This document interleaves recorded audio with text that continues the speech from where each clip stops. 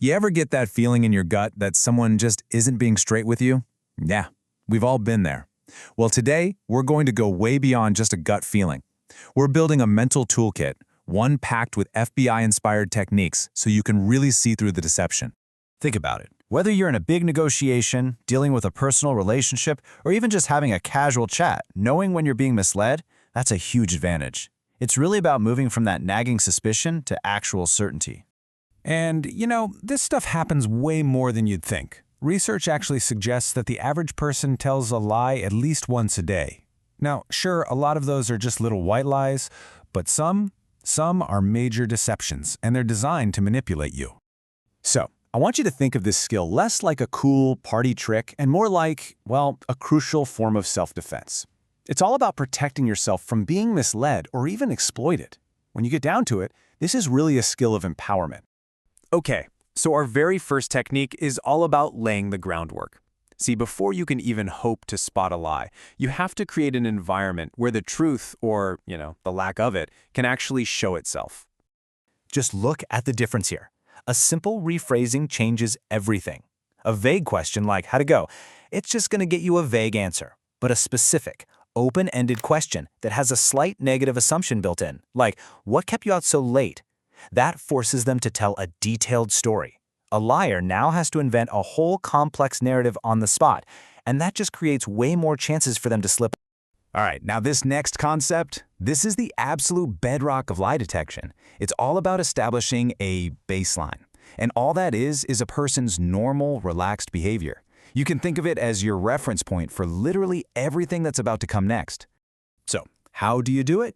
Easy. You just start with simple, non-threatening small talk. Talk about the weather, their weekend, whatever. And as you're chatting, you're just mentally taking notes. What's their normal tone of voice? How do they usually sit? How much do they gesture with their hands? You're basically building a complete picture of their normal state. Okay, so once you have that baseline locked in, you're ready for the next step, reading the real-time signs. This is where the real art of observation starts to come into play. And this right here is the core principle in action. It is not about finding one single tell, like somebody avoiding eye contact. No, it's about spotting a deviation from their baseline when you bring up a sensitive topic. That sudden shift from calm to agitated, that's your signal. Now here's a classic FBI technique for you, the 5-second rule. Right after you ask a direct question, those first 5 seconds are absolutely crucial. And why is that?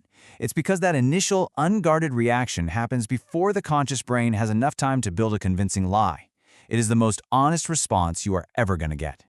And inside that 5-second window, a single sign. That's not enough. You're on the lookout for what agents call a cluster, and that's 2 or more of these deceptive signals all happening at the same time. I mean, think about it. A single signal could mean anything, right? Maybe they're just stressed or they have an itch, who knows?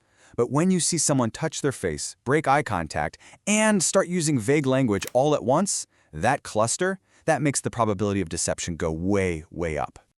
All right, let's switch gears from just passively observing to actively testing. These next few techniques, they're kind of like pressure tests to see if a story can actually hold up. This one is so simple, but it is so effective. You ask about something, you let the conversation move on for a bit, and then you circle back with a slightly different question about that same event. Someone telling the truth, their story is going to stay consistent, but a liar often struggles to keep all their made-up details straight. You really want to pay close attention to their specific choice of words. Liars will often use these little qualifier words like I think or maybe, because it gives them some wiggle room. And if you ask a really pointed question and they suddenly change the subject, that's a huge red flag that they're trying to avoid something. Okay, here's why this works so well. Lying is mentally exhausting. Seriously. The brain has to invent the lie, remember the lie, and then perform it convincingly. So, by interrupting their story with a super simple, unrelated question, you're creating what's called a cognitive overload. You're making their brain work too hard.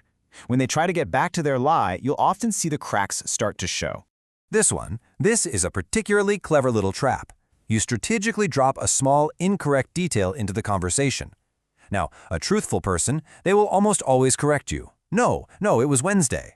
But a liar, they're often so focused on not getting caught that they'll just agree with you to avoid any kind of conflict. So we've covered a ton of ground here, and a lot of really powerful tools. But probably the most important lesson in all of this is that none of these things work in a vacuum. At the end of the day, you have to remember that this is both an art and a science. The techniques we've talked about, that's the science part. That gives you the data. But you have to combine that data with the art, and that's your own intuition. So you trust the evidence, for sure, but you also have to trust your gut.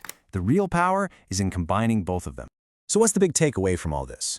Well, you are now equipped to listen more deeply and to see things a lot more clearly.